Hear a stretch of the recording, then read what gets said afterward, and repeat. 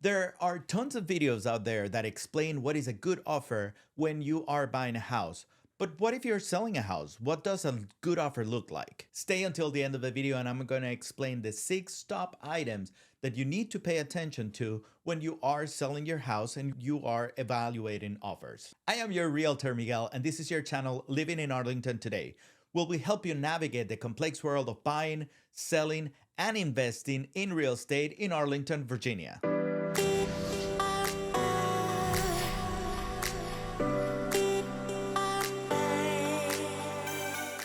So consider this, once you accept an offer and your contract is ratified, there's going to be 2 options. Your house is going to be either pending, which means that you're no longer taking offers and the house is off the market until it goes to closing, or the second alternative is active under contract, which means that you can still show the house and you can still receive other offers. However, a lot of buyers don't even pay attention to houses that are active under contract because they know that the house is probably going to go to closing with somebody else and they don't want to go and visit the house and go through the motions of preparing an offer. So how do you make sure that you have a very, very strong offer and that you're gonna go to closing on the house? So consider these 6 steps. Number 1, be clear on what you want.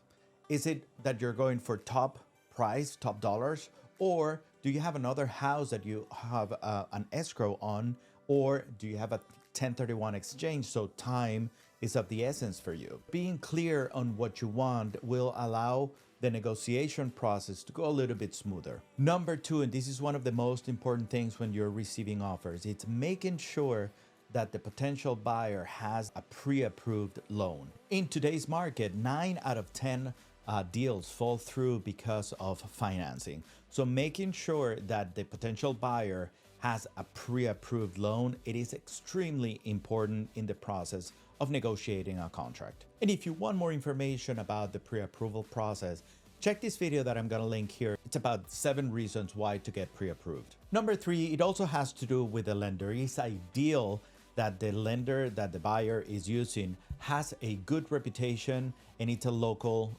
mortgage lender. Real estate is hyper local, so having a lender that knows the market and that has an underwriter in their office, and because the majority of their deals are local in the area, they will have a ton of appraisers that are familiar with the market and with your neighborhood, and that will be extremely important if the contract has an appraisal contingency.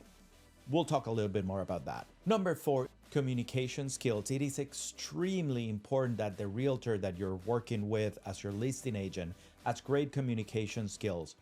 That keeps you informed at least 3 or 4 times per week of where your deal is and what are the challenges and what are the things that are happening with your deal. It is also extremely important that your realtor will be in constant communication with the buyer agent and with the lender and with the title company to make sure that the deal is going through and that any potential hiccups can be taken care right away because there's good communication. Number 5, offer price and CMA, or comparative market analysis. One of the most important aspects when you're selling your house is making sure that you have the correct pricing strategy.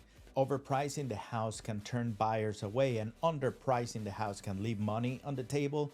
It is extremely important to know what the correct price of the house is because in the negotiation process, this will come to play a very, very key role when understanding what are the contingencies of the contract.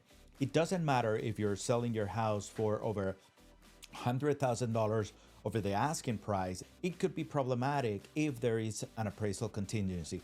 Remember, when the majority of the price of the house is being paid by the lender will make sure that they're paying fair market value. So having an offer that is way above asking price, but it has the wrong contingencies can put the contract in jeopardy. Which leads me to the last point, which is all the contingencies in the contract. The contract contingencies are conditions that protect you both, buyer and the seller, in case certain circumstances aren't met. Common contingencies include items like appraisal contingency and financing contingency and home inspection. And it is extremely important to read the contract in a way that you understand what are the contingencies in the contract, because these most likely are going to be points of negotiation down the road if certain conditions aren't met. If you're on the fence and you're not sure if you want to sell your house, the best thing to do is evaluate your specific scenario so we can help you with that. Give us a call, send us a text message. We'll be more than happy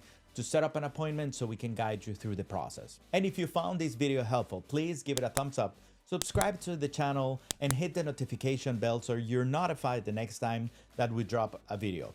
Thank you for watching the video. My name is Miguel, and this is your channel, Living in Arlington Today. We'll see you next week.